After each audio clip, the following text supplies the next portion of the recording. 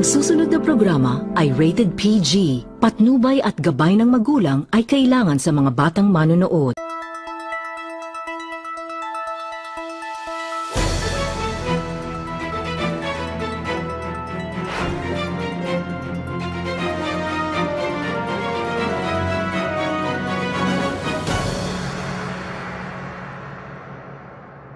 Welcome everyone, I am Chumodito, Years Casters.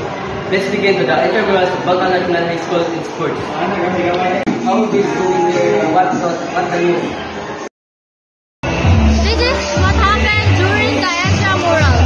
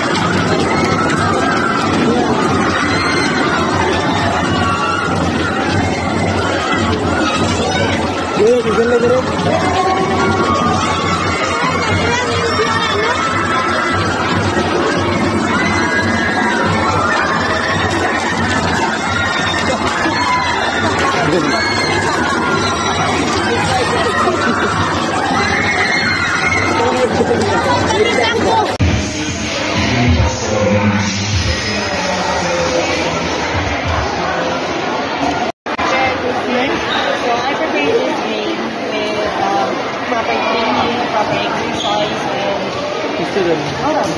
training. To pursue a career in harness. What? Parang makaream do anis kay murag pero ginawa mapaog sa depends ani na sports.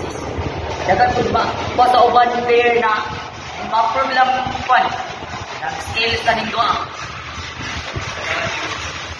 How do you feel before the start of the game?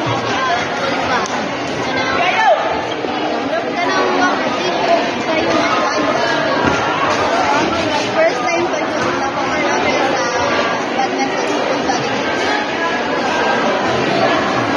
Inspired you to pursue a career in badminton? First off, naka-inspire sa ako para mag-pursue ka ng badminton. Other people na mo, compliment na ko, kaya rin namin mo, wala ko sa akong kaugalingon kay sa una, nagawa ko badminton, pero karami ko ka na, hindi ko tayo sa mga sayot, karami ko ka na, nabi ko mga daghang taon, nasalig na ako, so dapat sa liga, so na ako kagaralan. Okay, thank you. How do you prepare this game? Kailangan magsasayo ang hindi ka palipas ng taon paano ba biglang interview hindi ka dali ako yun hindi ka makikik muna To pursue a career in badminton?